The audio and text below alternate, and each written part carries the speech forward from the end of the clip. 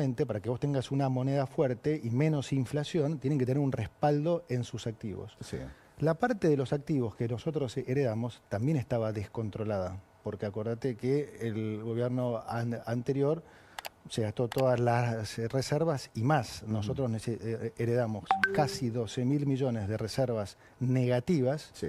y además una deuda del central con los importadores de más de 40.000 millones de dólares. O sea, gastó reservas y gastó plata de los argentinos, podríamos llamar Claro, así. o sea, la emisión de pesos, que es en definitiva deuda del Banco Central, estaba descontrolada y la parte de los activos cada vez eran menos. Ok. Ahora, pasamos a controlar la parte de las deudas, porque no se emitieron más pesos, Sí.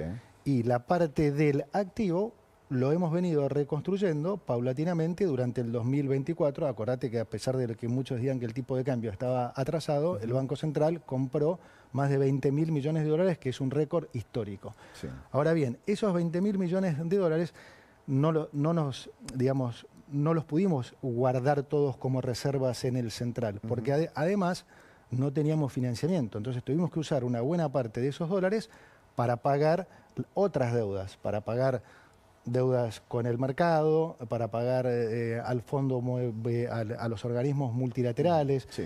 Entonces tuvimos que pagar muchas de esas deudas. Entonces, en el activo del Banco Central todavía sigue siendo un activo flojo, que teníamos dos alternativas: seguir recomponiéndolo paulatinamente, como lo hicimos durante el 2024 con el Banco Central comprando reservas, o llegar a un acuerdo con el fondo que nos diera, digamos, nuevos fondos frescos para mejorar ese activo del Banco Central. ¿Y por qué es importante mejorar ese activo del Banco Central? Porque esas son las reservas que respaldan los pesos. Entonces, naturalmente, si vos tenés reservas, mayores reservas y más sólidas, más respaldado van a estar tus pesos. Entonces, eso se traduce en menos inflación para la gente. Digamos, para la gente, para los economistas, para los periodistas, hay una explicación. Para la gente se va a ver en esto, digamos, este préstamo, ¿es un préstamo, es un crédito, es una reformulación de créditos anteriores? ¿De qué se trata esto? Claro, implica, es buena la pregunta porque vale la aclaración. Implica nuevos fondos, no implica más deuda. Y alguno dirá, pero ¿cómo? Si es nuevos fondos, ¿cómo no implica más deuda? Esto? Bueno, por lo que te decía antes, en el activo del Banco Central, hoy, ¿qué tiene respaldando esos pesos? Tiene unos bonos del Tesoro que se llaman letras intransferibles, que algunos dirían que son papelitos de colores. Sí. Entonces, nosotros, con los dólares que nos da el Fondo Monetario, lo que vamos a estar haciendo es recomprándole esa deuda del Tesoro en poder del Banco Central y la liquidamos, la tachamos. Entonces matamos esa deuda. Entonces, por un lado estamos reduciendo deuda, que es la que le compramos, esas letras intransferibles que le compramos al Banco Central, y por otro lado estamos tomando esta deuda con el fondo. Entonces estamos en el neto.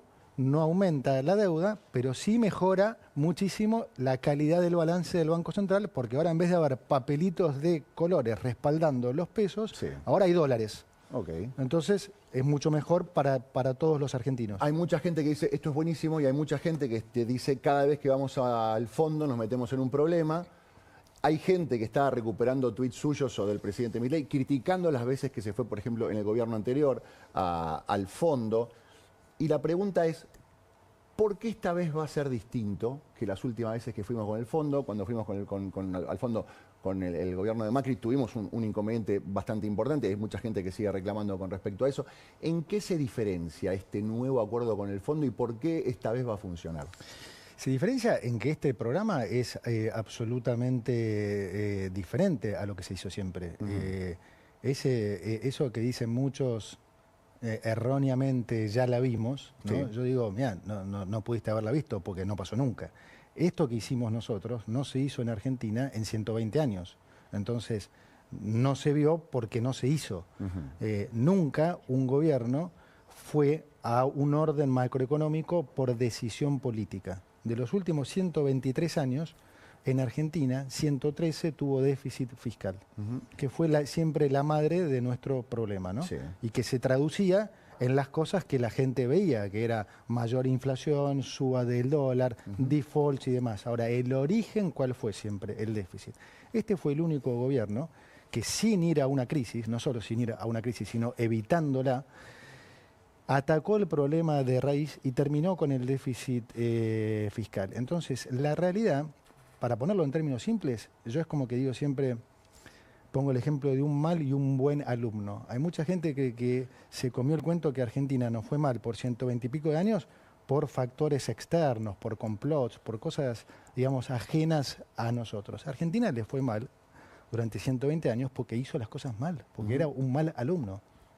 Porque como dije antes, en el 90% de los años tuvo déficit. Y cuando no lo tuvo, no fue por decisión política, sino porque venía de una crisis y la crisis hizo el ajuste, o porque vendía las joyas de la abuela, o porque subía infinitamente impuestos, digamos. Nosotros estamos haciendo algo lo opuesto a lo que se hizo en los últimos 120 años. Redujimos el déficit a cero, estamos en superávit, pero no subiendo impuestos, sino reduciendo el gasto. Y eso nos permitió bajar impuestos. Es decir, estamos deshaciendo todo ese círculo vicioso que llevó a Argentina a tener mayor pobreza, precios mucho más altos, empresas no competitivas, un dólar que se multiplicó por 1.200 en los últimos 25 años, por 80 en los últimos 8 años, para los que piden devaluación, digo, quieren seguir devaluando, o sea, devaluamos el récord mundial de devaluación y estamos peor que nunca. Sí, por supuesto que sí. Ministro, ahora no, estábamos, digo. Usted plantea esta cuestión es otra Argentina, es otro plan, es otra idea económica. Sí. Es el mismo fondo. Mucha gente dice, el fondo nos va a pedir un montón de cosas, el fondo nunca te da las cosas sin nada a cambio, se van a querer meter en los impuestos, se van a querer meter en la edad jubilatoria, se van a querer meter en la cotización del dólar, nos van a obligar a devaluar, nos van a limitar, le van a limitar a usted y a su equipo económico las decisiones que tomen.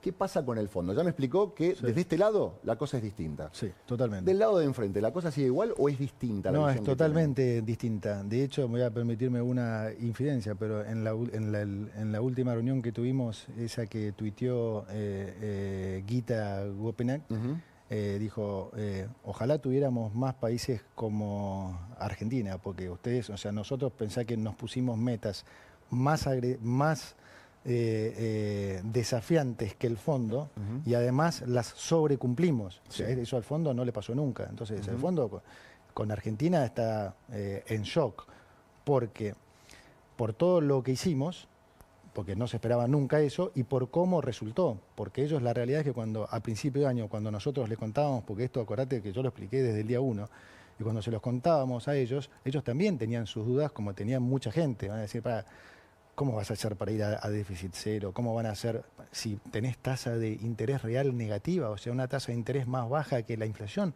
¿se te va a ir el dólar al demonio? No, no se nos va a ir el dólar al demonio porque vamos a hacer un instrumento financiero que es el BOPREAL, que nos va a ayudar a controlar la suba del dólar, que nos va a permitir eliminar pesos y nos va a permitir solucionar el problema comercial. Después pensaban, bueno, pero ¿será que van a tener que devaluar igualmente porque la inflación va a bajar rápido? Sí, la inflación bajó más rápido de lo que todo el mundo pensaba también. Después se pensaba que iba a ser a costa de una recesión infinita.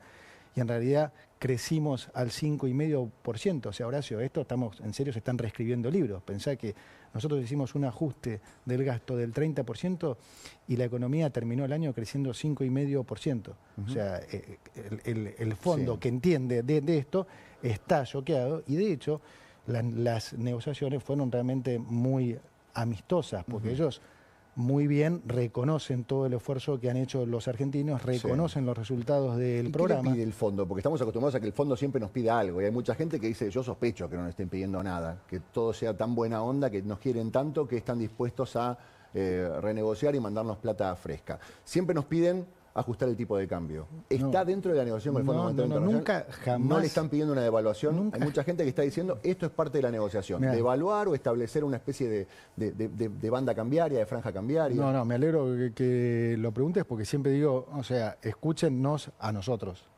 Porque la realidad es que nosotros no hemos hecho otra cosa que decirles la verdad a la gente y algunos colegas o algunos que se venden como que tienen información, lo único que hacen es confundir a la gente. Nosotros siempre les decimos la verdad. Siempre dijimos que el fondo no nos pidió devaluación y el fondo nunca nos pidió devaluación.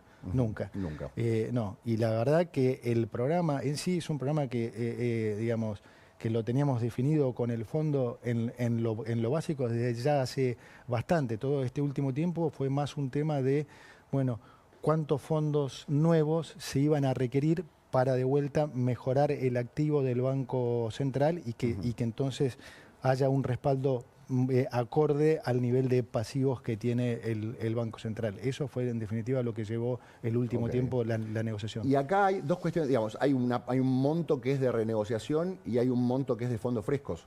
Bueno, no, es un monto, es un monto, es un monto X, total. Sí, X. Es un monto total. ¿Ya está definido? ¿Me lo puede contar? ¿Todavía no? No lo puedo, obviamente eso es confidencial, es un monto que está definido con el staff. Entonces, está definido el programa y el monto, ¿no? Hemos modelado muchos escenarios para probar que ese era el monto que se necesitaba. El staff estuvo de acuerdo tanto con el programa como con el monto y ahora lo que hace el staff es elevarlo al board. Ahora, el board del fondo es en definitiva después el que decide si efectivamente le pone el gancho a ese acuerdo. Con respecto a la cotización del dólar, que es algo que nos marca, por lo menos a nosotros, los entre comillas ciudadanos comunes, la economía. Es como un valor que tenemos de referencia para saber cuánto ganamos, si ganamos bien, si más o menos, si esto es caro, si esto es barato. Ustedes arrancaron con esta idea de ir depreciando el peso 2% en forma mensual, ahora está en el 1%. ¿Se modifica esa política cambiaria con este acuerdo? Mira, de lo que puedo decir, lo importante para la gente es dos cosas. Una, que no cambia nada digamos, pero no cambia nada por la robustez de nuestro programa. O sea, vos pensás que hoy ese pasivo que yo te cuento del Banco Central, y típicamente en Argentina, Horacio, estuvo entre 14 y 18 puntos de Producto Bruto. Olvídate de que es como 14 o 18 puntos de Producto Bruto, puede sonar muy técnico, pero quédate con el número nomás para entender esto. Hoy ese número es menos de 7%. ¿Qué quiere decir esto traducido?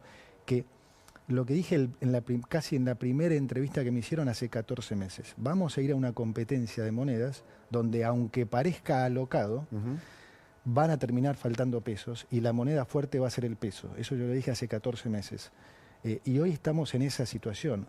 ¿Qué quiere decir que sean apenas 7 puntos de producto? Que no hay pesos. O sea, la economía necesita una cierta cantidad de pesos para funcionar, a menos que creamos que volvemos al trueque, no sé, que vos te querés comprar un cuaderno y tenés que llevar 4 vasos. O sea, no. Entonces, hoy hay el hecho de tener tan controlado la cantidad de pesos hace que eventualmente pueda haber un poco de volatilidad acotada en el tipo de cambio, pero nunca puede haber un cimbronazo, porque para que pase eso tiene que haber suficiente cantidad de pesos. No hay, a diferencia de otras cosas, a ver si entiendo bien, hubo un momento donde estábamos todos con un montón de pesos y queríamos sacárnoslos de encima y recurríamos al dólar. Usted dice que es una situación al revés, son pocos los pesos y que en el momento que se levante el cepo no hay pesos para que la gente salga corriendo a comprar esos dólares. Lo dijiste mejor que yo. Cada vez hay menos pesos y cada vez va a haber más dólares. Eso nos va a permitir entonces poder salir del cepo sin que haya ningún problema. Ok, perfecto. Por eso esa era una de las 3 condiciones. Acuérdate que siempre hablamos con el presidente de que teníamos que recomponer el balance del Banco Central. El presidente dijo el 1 de enero del 2026 ya no va a haber cepo. Y mucha gente se preguntaba, bueno, ¿pero qué va a pasar? ¿Va a ser en mayo, en junio, en julio o va a ser el 31 de diciembre? El acuerdo ya está, lo que falta es refrendarlo en el Congreso. Claro. Acordando esto, ¿estamos más cerca de levantar ese cepo? Sin duda estamos más cerca porque el otro proceso, el presidente decía bien, en ese momento no teníamos un acuerdo, entonces el proceso gradual, si hubiéramos hecho como en el 2024, de ir comprando dólares con el banco a través del Banco Central, nos hubiera llevado mucho más tiempo. Claro. Esto es una cosa. Y la otra cosa importante también que no te dije, Horacio, que me parece bueno que se entienda que también sirve el acuerdo con el fondo es que ayuda a bajar el riesgo país. ¿Y qué implica que ayude a bajar el riesgo país? Bueno, dos cosas. Una, un mayor financiamiento y a tasas más bajas para las empresas argentinas. Entonces, si las empresas argentinas se pueden financiar a tasas más bajas, también pueden ofrecer productos a precios más bajos. Bien. O sea que eso también ayuda. Y la otra cosa es que al bajar el riesgo país, también nos permite a nosotros poder refinanciar los vencimientos de capital. Entonces, eso es clave porque si nosotros podemos refinanciar los vencimientos de capital, que es lo normal, lo que hacen todos los países del mundo, pero nosotros no, porque no tenemos financiamiento, entonces esas reservas que nosotros tenemos en el central no se van. Entonces siguen respaldando estos pesos, que además ya no emitimos más. Si nosotros no tuviéramos que hacer, si no pudiéramos hacer refinanciamiento del capital de la deuda, pasaría lo que pasó durante el 2024, que por más que compremos reservas, se nos van por pagos de deuda. Si podemos refinanciarlo, entonces estas reservas se mantienen en el central y siguen respaldando nuestros pesos, lo que hace de vuelta que cada vez la moneda sea más fuerte y que la inflación sea más baja. Muchos dicen que el peso está tan fuerte o que se pasaron de rosca con la fortaleza del peso y hace que estemos caros en dólares, ¿no? Y que algunos rubros pierdan competitividad. Por un lado aumenta la capacidad de compra en dólares, pero al mismo tiempo muchas de las cosas que compramos uno ve que están caras en dólares. No hace falta más que googlear y ver cuánto cuestan algunas cosas en Chile, en Paraguay, en Uruguay, en Brasil, y en dólares estamos más caros. Y mucha gente dice, esto hay que resolverlo con una devaluación. Usted bien dijo, si las cosas en Argentina se resolvieran con devaluación, seríamos los campeones del mundo mundial, porque hemos devaluado de 1 a 1 a 1 a 1200. ¿Hay un problema de competitividad con el peso tan fuerte? No hay un problema de competitividad, hay un problema de estructura económica, hay un problema de impuestos y de competencia. ¿Cuál fue el modelo argentino exacerbado en los últimos 20 años? Un déficit, un gasto político fenomenal. Pensá que el nivel de gasto subió de 25 puntos de producto a 42, o sea, casi se duplicó. ¿Cómo se financió una buena parte de esa suba del gasto? Con suba de impuestos. Claro, cuando vos subís tanto los impuestos, las empresas, ¿qué hacen? Obviamente trasladan esa carga impositiva a los precios. Claro. Entonces todos terminan pagando, digamos, o teniendo que comprar bienes caros. Ahora, si vos los hacés competir para que esos bienes no sean tan caros, las empresas que te van a decir, no, pará, vos me subiste todos los impuestos, tenés que protegerme. Entonces terminamos con industrias muy protegidas e impuestos altos.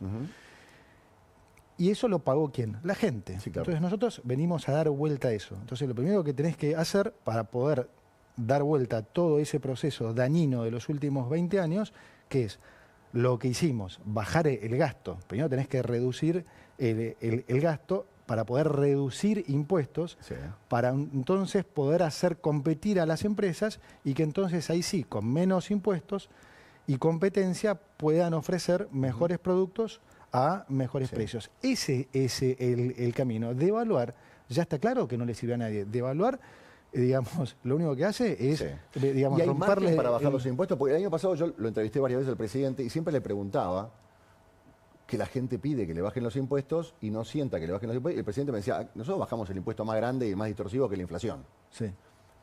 ¿Hay margen, digamos, el Estado entre lo que recauda y lo que gasta y esta nueva situación económica?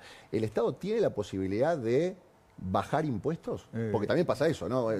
Los impuestos, pero el impuesto también de impuestos se nutre el Estado para hacer un montón de cosas. Buena pregunta y te voy a decir, a ver, nosotros no solo bajamos el gasto, sino que bajamos impuestos. Bajamos, como bien dice el presidente, el peor de los impuestos, que es el inflacionario, porque es el que más le pega al que menos tiene, pero acordate, eliminamos el impuesto país. Estoy hablando, Horacio, de un impuesto que recaudó el año pasado 1,5 puntos de producto, o sea, casi 10.000 millones de dólares. Lo eliminamos. Todos decían, no, va a ser imposible. Bueno, claro, lo eliminamos. Eliminamos los aranceles a las economías regionales. Le bajamos los aranceles también al campo. eliminamos el impuesto a las transacciones inmobiliarias, bajamos otros aranceles de bienes de capital. O sea, en solo estos 14 meses bajamos ya muchos impuestos. ¿Cómo podemos seguir bajando? Que es la pregunta tuya. Bueno, hay dos formas. En la medida que la economía siga creciendo, eso implica que nosotros empezamos a recibir mayores ingresos, no porque aumentamos impuestos, sino porque la economía crece, entonces empezamos a recaudar más. Pero por otro lado, nosotros no cesamos en la motosierra, seguimos ajustando gastos. Entonces, lo que buscamos es tener cada vez más superávit para poder bajar más impuestos. Entonces, claro que lo vamos a seguir haciendo, es parte de lo que el presidente anunció en su discurso, ¿no? ¿Qué se viene para este año? Reformas estructurales, más desregulaciones, más bajas de impuestos, y todo eso se va a traducir de vuelta para la gente en mayor inversión, mayor empleo, mejores salarios. Ok. O sea, lo que ustedes plantean es, a diferencia de lo que dicen otros, hay que devaluar y hay que ser competitivo con la moneda. Usted lo que dice, hay que bajarle impuestos. El precio tiene que ser competitivo por la carga impositiva y no por distorsionar el valor de la moneda. Obvio. Pasa sí, por ese lado. Claro, o sea, y vos pensás que es un esquema. O sea, hay que romper ciertos mitos que se instalaron durante 20 años. Ese es un desafío enorme. Yo lo decía ayer en Mendoza, porque no es solo el daño económico que ha hecho el modelo anterior, ha hecho daño en serio psicológico, en todas las diferentes capas. Yo lo veo en todas las diferentes capas. Pensá de vuelta, a la clase baja se le hizo creer que ellos no tenían opción de nada y que solo podían vivir de dádivas del Estado, de subsidios, que ni siquiera se las daban todas, le sacaban la mitad, porque de todo hacen un negocio, entonces la mitad iba para los gerentes de la pobreza, ¿sí? Y ellos estaban destinados a hacer lo que el gobierno les decía, bueno, andá a marchar acá, andá a marchar allá o no te doy nada. No puede ser eso. A la clase media le hicieron creer que si veraneaba en Brasil, Argentina tenía un problema. O sea, ¿cómo puede ser que sea un problema que un argentino de clase media veranee en Brasil, que es un país vecino, que llegase en auto? O sea, no es que es un lujo. O sea, entonces, y sin embargo, ¿cuánta gente escuchaste este año decir, no, el dólar tiene que subir? Hay gente veraneando en Brasil. Sí. O sea, nos volvimos locos. Sí, y lo mismo con los empresarios. Es, no, el único modelo que Argentina puede funcionar es si el dólar es carísimo, ustedes pagan sueldos miserables y nosotros los protegemos. No, es exactamente al revés. Los sueldos en Argentina no están altos, tienen que subir. Tiene que haber menos impuestos y más competencia. Bien. Le quiero preguntar cuestiones técnicas. Insisto, ¿no? Hay gente que nos está viendo que entiende todas las partes técnicas y hay gente que no entiende nada, entonces quiero ayudar a traducir esto. Hay algunos que dicen, esto debería hacerse por una ley del Congreso. Hay que presentar una ley del Congreso, tenemos que debatirla. Y el planteo del gobierno es, no, vamos a presentar un decreto de necesidad de urgencia en el que les pedimos que nos apoyen. Si una de las dos cámaras no lo rechaza, queda vigente, es ley. ¿Por qué un DNU y no otro formato? Porque si algo podemos justificar que es de necesidad y urgencia, es esto. La gente quiere salir de las restricciones cambiarias, quiere que haya más inversión, quiere que haya más trabajo, quiere que haya mejores salarios. Y, a ver, seamos francos, Horacio, o sea, si nosotros mandamos esto a las dos cámaras, donde sabemos que en el Senado hay mayoría kirchnerista y que el kirchnerismo quiere que al país le vaya mal, por definición, esto se va a demorar y mucho. Y no es un tema que se puede demorar y mucho. Entonces nosotros estamos haciendo lo que es mejor para los argentinos. Miren, este es un tema que no podemos estar dando vueltas, porque es lo que pide la gente y es lo mejor para la gente. Y hay necesidad y hay urgencia en esto. Y depende, digamos, ¿es indispensable que una de las dos cámaras lo apoye o que o que alguna de las dos no lo rechace? ¿O el acuerdo ya está avanzado y pase lo que pase en el Congreso se va a firmar igual? No, nosotros nos guiamos por la ley, o sea, mandar un DNU es parte de nuestro derecho. Entonces, ¿cuál es el camino? Esto va semana que viene a la comisión bicameral. Una vez que la bicameral aprueba el dictamen, pasa a la Cámara Baja. Si la Cámara Baja no lo rechaza, entonces es ley. Y ese es el camino que más le conviene a la gente. Y pensando en los tiempos, ¿no? Porque había muchos rumores, se veía que había buena intención por parte del fondo o que las reuniones que ustedes mantenían iban por el buen camino. El presidente en la apertura de sesiones dijo bueno, dio a entender, digamos, estamos muy cerca del acuerdo, así que le voy a pedir que me den una mano, que me ayuden, que me acompañen. ¿Hay un tiempo en el que tiene que definirse esto? ¿Para que sirva, para que funcione? No, mira, nosotros siempre, acordate, dijimos que mientras nosotros no nos desviemos de nuestro rumbo, que es lo que siempre hemos dicho con el presidente, y es la mayor garantía para todos los argentinos. Esto que te digo, que hay decisión política de mantener el orden macro. Entonces, el tiempo no era algo que nos jugaba en contra, como muchos decían. Muchos pensaban que la inflación no iba a bajar y que entonces el crawl, el aumento ese diario, del tipo de cambio, que era del 2% mensual, si la inflación era muy alta, 6, 7, 8 todos los meses, ahí sí generaba un problema cambiario. Nosotros hemos bajado la inflación a niveles en las que el crawl más la inflación internacional más o menos está ahí. Entonces, por supuesto que es mejor que salga lo antes posible, ¿sí? Ahora, dado que esto ya convergió y que la demanda de dinero y la oferta de dinero están mucho más equilibradas hoy que cuando nosotros llegamos, es decir, el excedente monetario prácticamente es nulo. Por supuesto que lo antes que se apruebe esto, mejor. Por eso decimos lo de la necesidad y urgencia, que aplica perfectamente. Bien. Usted bien describió que hay gente en el Senado especialmente que tienen otra visión de la economía, que tienen otra visión del país. ¿Qué pasa? Porque hasta ahora estamos hablando de lo importante que sería para el gobierno y para la economía del gobierno, o sea, para la economía de nuestro país, que este plan sea aprobado. ¿Qué pasa si no lo aprueban? Mira, a ver, yo creo que, o sea, yo respeto que haya digamos, que ellos piensen. Se lo planteo porque es un escenario que puede, digamos, en algún momento le rechazaron algún DNU al presidente, o sea, en la suma de votos es un escenario, puede haber posibilidades más o menos, pero existe la posibilidad de que las dos cámaras lo rechacen. ¿En qué complica la gestión del equipo económico? A ver, yo insisto, entiendo que, digamos, que la oposición pueda tener, o sea, pueda pensar diferente. De hecho, ellos aplicaron recetas diferentes durante 20 años. Es el juego de la democracia, ¿no? Hoy la gente, ¿sí?, votó otra cosa. Nosotros estamos siguiendo un mandato muy fuerte de la gente. Nosotros no vinimos a perpetuarnos en el poder, vinimos a cumplir un mandato. Vos fíjate que, por eso digo, esto no tiene antecedente, ese cuento de ya la vimos no tiene nada que ver. ¿Cuándo un presidente hizo campaña diciendo exactamente lo que iba a hacer? No, digamos, no contándole un cuento a la gente. Después nosotros vinimos y lo ejecutamos, lo estamos ejecutando al pie de la letra. Nunca dijimos nada que no íbamos hicimos exactamente siempre lo que dijimos que íbamos a hacer. Y además pasó lo que dijimos que iba a pasar. Lo que nos dio además también mucho más credibilidad. Eso nos dio credibilidad con la gente también.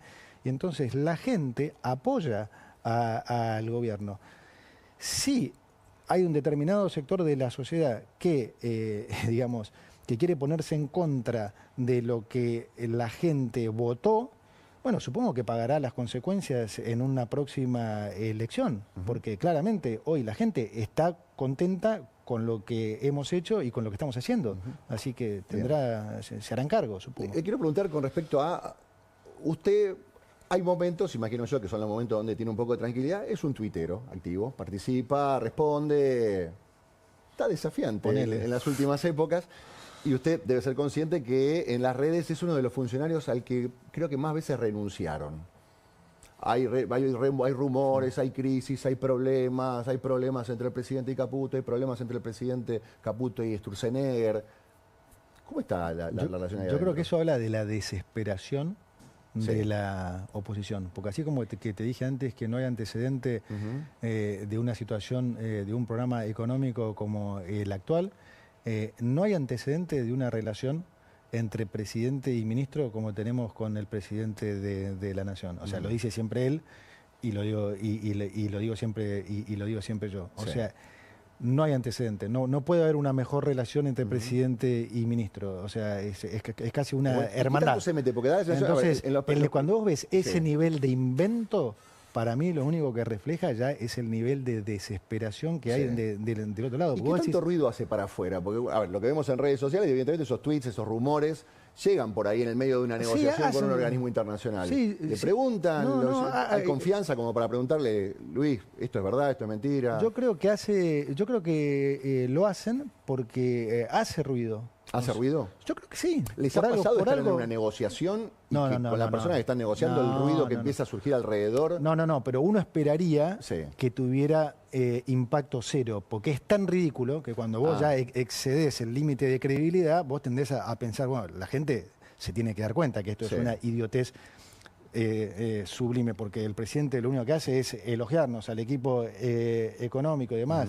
La relación es sabido que es, ya te digo, de la mejor que puede haber habido entre un presidente y un ministro. Entonces, cuando vos ves que se dicen cosas así, yo hubiera esperado que tuviera impacto cero. La realidad es que no. Y probablemente, como ellos saben que no, por eso lo hacen. Pero yo lo que te digo de vuelta es, este es un año electoral. Vamos a escuchar cualquier cosa, porque además hoy tienen el siguiente problema, Horacio, que es que no pueden atacar lo económico, porque nosotros evitamos una crisis que el mundo entero creía que era inevitable, y hoy Argentina es otro país con lo que era respecto a hace 14 meses. Entonces, desde lo económico no tienen ningún argumento, no pueden atacar nada, entonces tienen que buscar alguna cosa que trate de poner nerviosa a la gente, pero que no puede ser por ese lado. Entonces hay que inventar algo. ¿Y qué inventamos? No sé, lo que sea. Inventar que... Y ahí vienen estas cosas, pero